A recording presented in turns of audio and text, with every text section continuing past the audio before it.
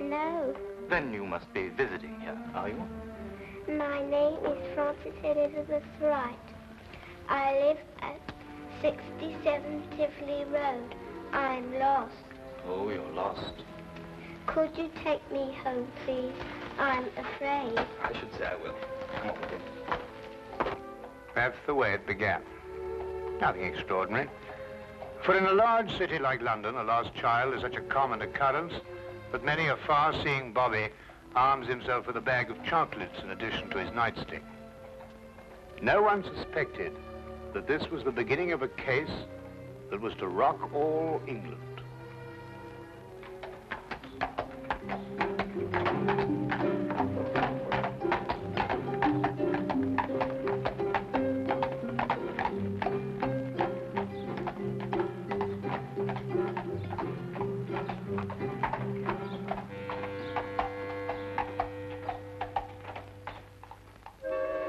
All right, if you insist.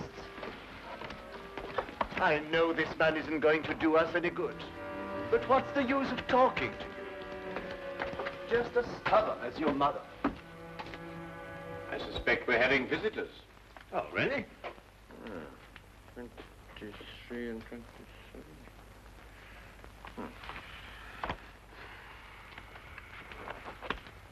Come along, Nebuchadnezzar. I don't think you're quite dressed to receive attractive young ladies. Now, in you go.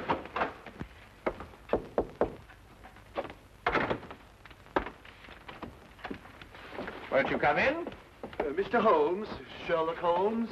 At your service, sir. Martini. George Martini is my name. This is my daughter, Margaret, who is of the stubborn opinion that you can help her. It will be a privilege, sir. Oh, may I introduce my very good friend, Dr. Watson? How do you do? How do you do, sir? Oh, yes. Won't you sit down? Oh, yeah, I'm so sorry.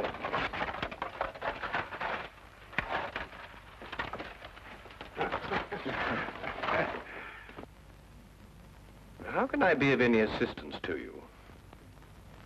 This is rather a confidential matter. Oh, yes, yes.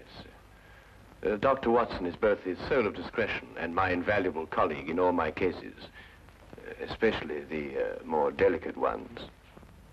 I see. Well, there's this fellow, Richard Trevor is his name, who's been courting Margaret here.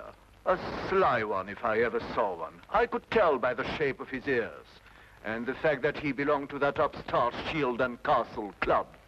There was nothing wrong with his ears. They were beautiful, both of them. Nevertheless, he gave her the impression that he was going to see me last night and ask for her hand in marriage. Instead, the scoundrel sent me some fantastic note about being detained and then never appeared at all. I want you to find out what happened to him. What did Mr. Trevor say in his note? That he would be detained because he had run into a little girl who was lost and was taking her home. Have you made any inquiries at his home? Yes, with Father, of course. I don't think it's genteel to go to a man's rooms, even if he is your fiancé. Quite right. Quite right.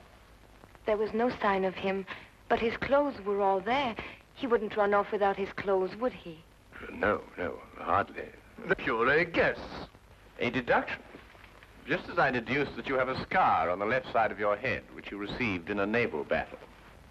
I'll be bound. How did you know that? Well, a right-handed man normally parts his hair on the left. Your parting is on the right, thereby indicating that you've changed it at some time or another to hide a mark. As to how you got it, that's obvious to me by the fact that you carry on your watch chain the insignia of His Majesty's ship Assault, which everyone remembers distinguished herself heroically off the coast of Africa. Well done, Holmes. I declare, well done. Will you investigate, Mr. Holmes? We'll look into the case immediately, Miss Martini. And as soon as we have any information for you, we'll let you know. I shall be forever in your debt. Or I will be after I see his bill. Here's our address. That won't be necessary, sir. I saw it marked on your hatband when you came in. If you'll forgive me, sir, a rather extraordinary precaution against the loss of a bowler only worth 2 guineas. Come, dear.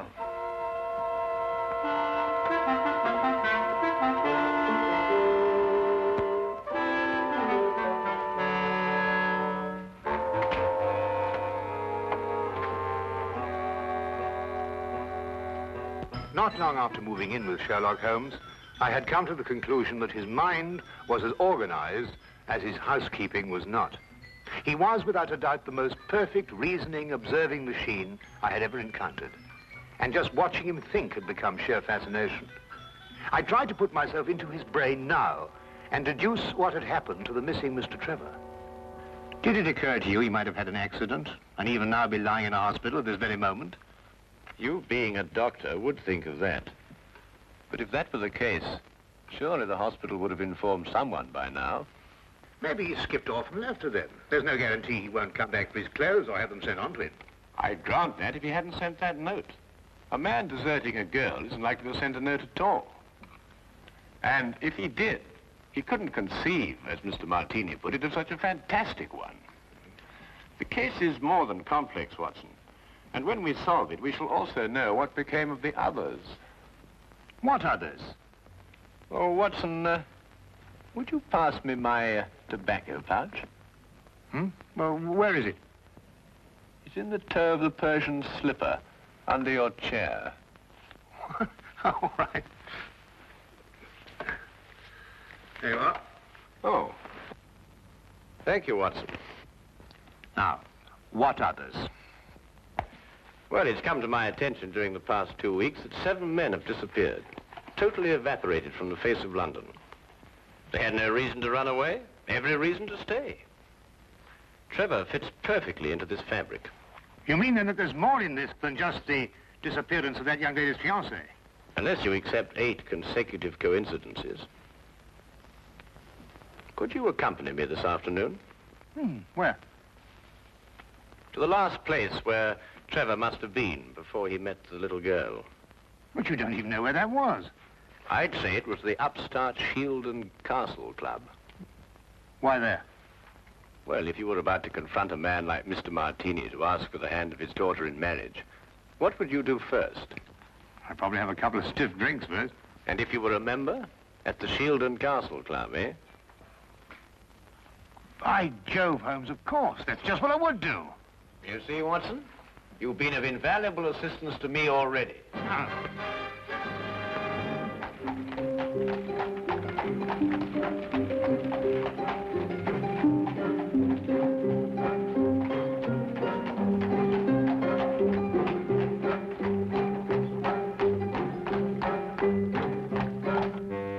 But you must tell us if he was here last night. He's missing. We're trying to find him. It's no use, sir. You'll have to do without my help. This is a gentleman's club. What has that got to do with it? He may not want to be found, if you know what I mean, sir. Now, look here. That's the way it is, sir. I'm sworn to preserve the privacy of our members.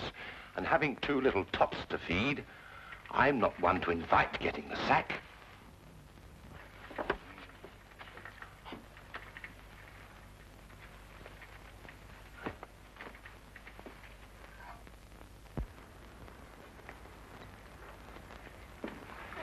I say, where have you been? This is meant to be your case, you know, and I've been doing all the investigating. Yeah, do you know that Trevor was here last night? How do you know? Well, to my utter amazement, one of my keys fitted the door to the office. I went through all the chits and found one signed by him. It's just as you thought. He boasted his courage with the aid of stimulants from the bar. Do you mean you've broken into the office? Do you want to have us arrested? Us? Yes, by keeping the barman occupied, you served as my accomplice. Now, really, Holmes, you've gone too far. Now, the thing to do is to find the carriage that both Trevor and the little girl took. How do you know they didn't walk? Well, if she lived near enough to walk home, is it likely that Trevor would have sent a message saying he was going to be detained? What extraordinary reasoning. Not extraordinary at all, my dear fellow. Really quite ordinary. Oh, what on earth do you think you're doing, mate?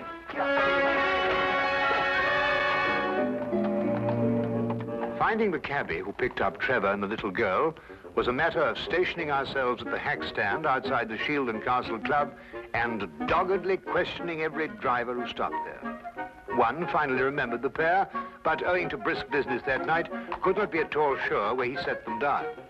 The address he brought us to was a guess, and from the looks of it, a very bad one. Well, I think we're on a wild goose chase. Doesn't look as if anyone lived here for a long time.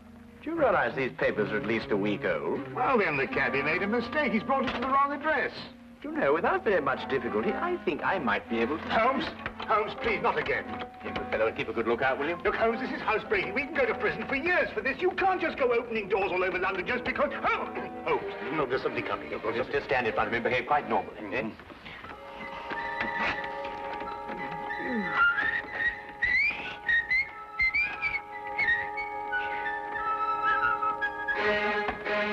What's the normal behavior for housebreaking? You coming? Look here, Holmes, the doctor doesn't do this sort of thing. I'm sure it's unethical. You can't expect me to... Oh!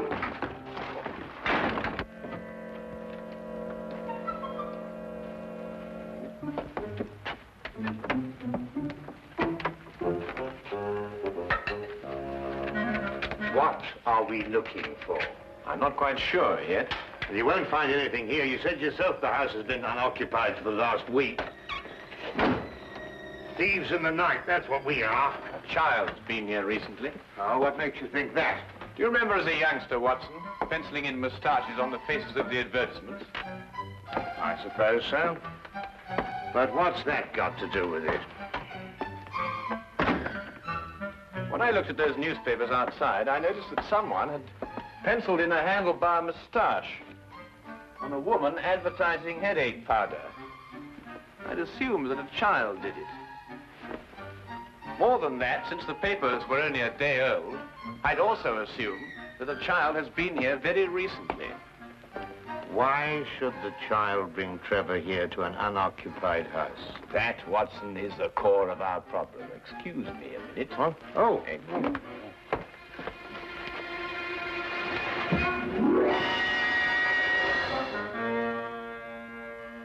Good heavens!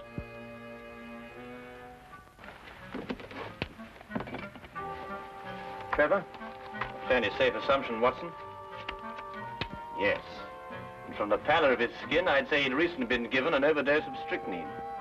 I'd also deduce that he's the 8th victim of a very strange murderer.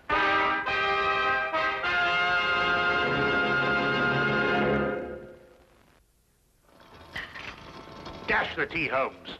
I'm waiting for some word from you.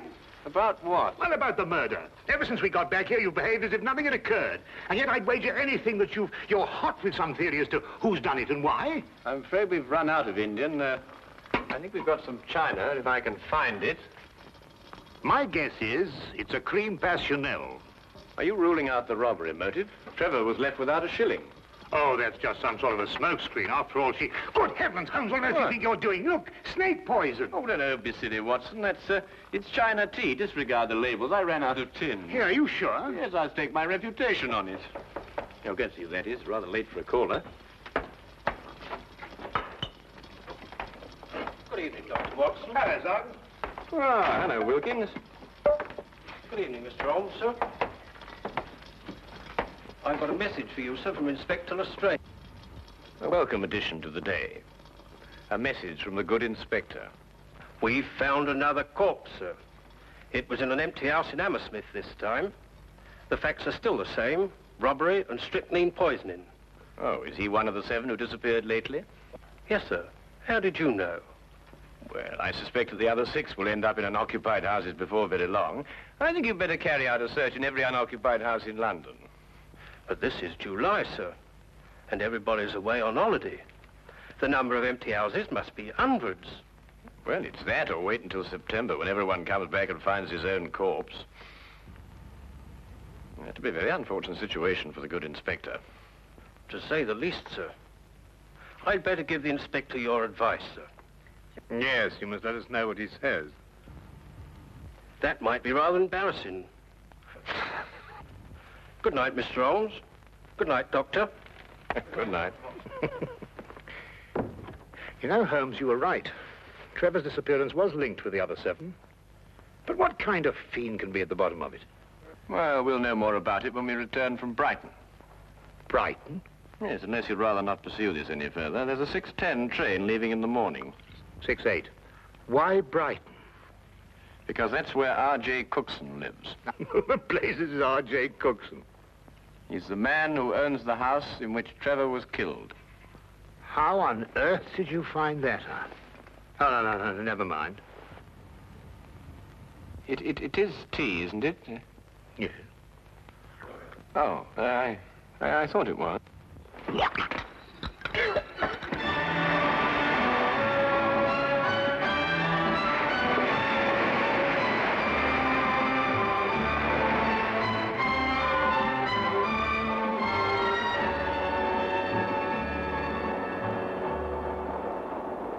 Have you ever heard anything so incredible?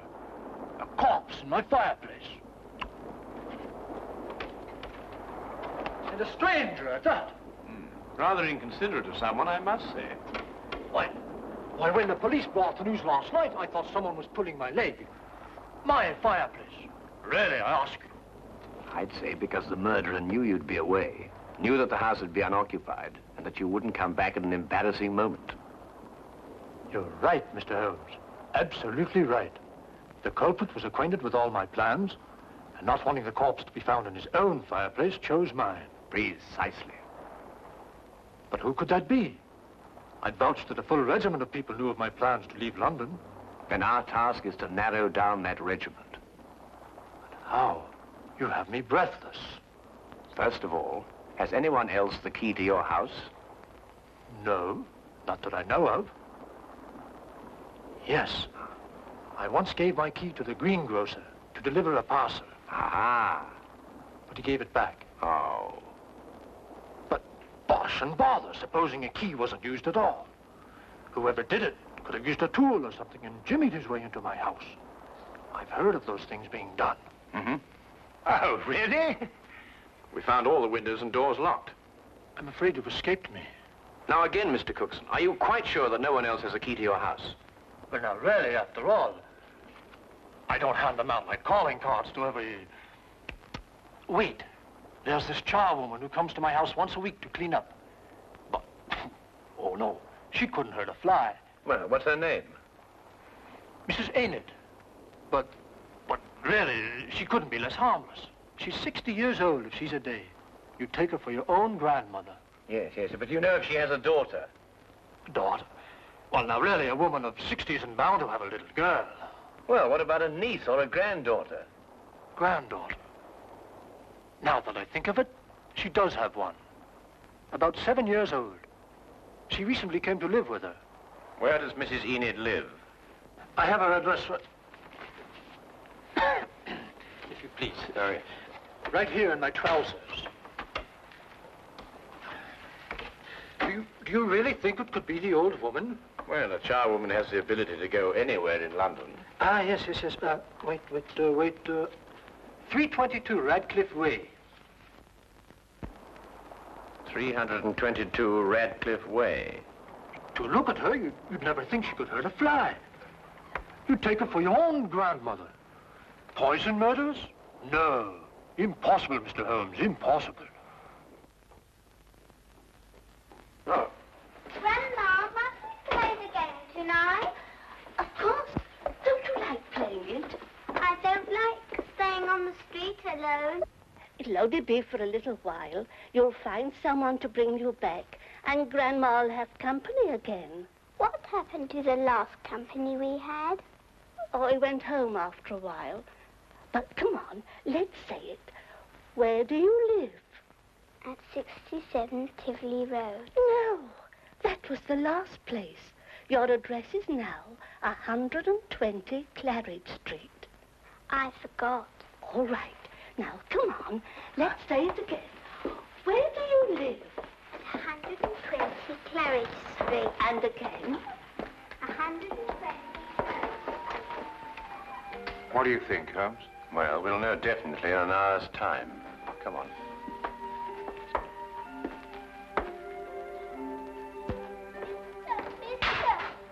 Oh, hello. Oh, well, it's pretty late for a little girl like you to be out on her own. What's your name? My name is Frances Elizabeth Wright. I see. And where do you live? I live at 120 Claridge Street. I'm lost. Oh, dear. That would mistake you home. Come along, then. You must come in and try some of my divinity fudge. It's the least I can offer you for your kindness in bringing Francis home. Well, that's very kind of you, but really I ought to be getting along. It's just been made. Delicious. You'll make an old woman very happy if you'll try the first slice. Oh, very well, then. I am rather partial to divinity fudge. Francis. Thank you.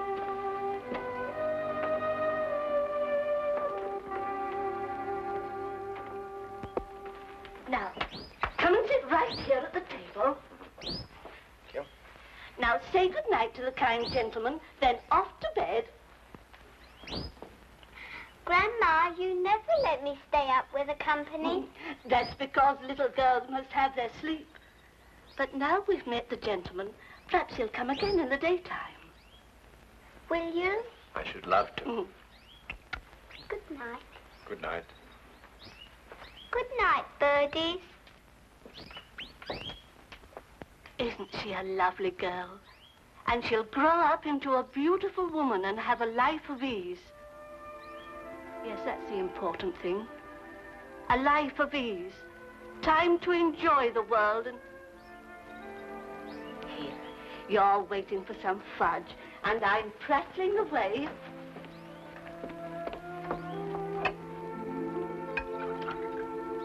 Here it is. And a glass of cold milk to go with it.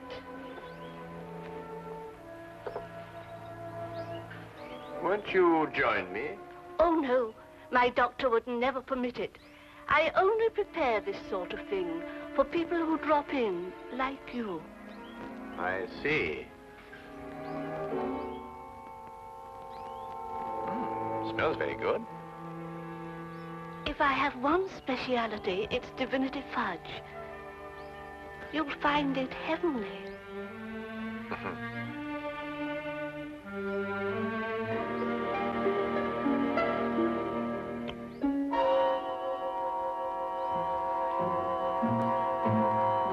What's the matter? Nothing. I just wanted to give the birds a bit first. Don't. Birds don't eat fudge. Oh, yes, they do. They love it. Come on, old chap. Have a... No, you can't. Who are you?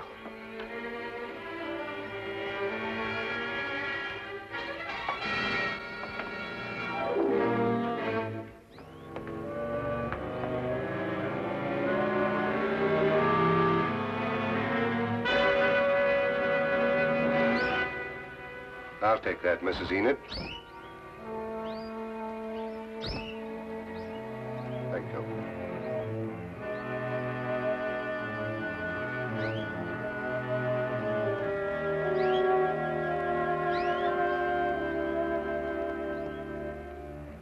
I needed money for the child. That's why I did it. I didn't want her to grow up into a tired rag of a charwoman. I wanted her to have a life of ease and the things I've seen other people have. You understand? Yes. Will she be taken care of? You need worry, Mrs. Enid.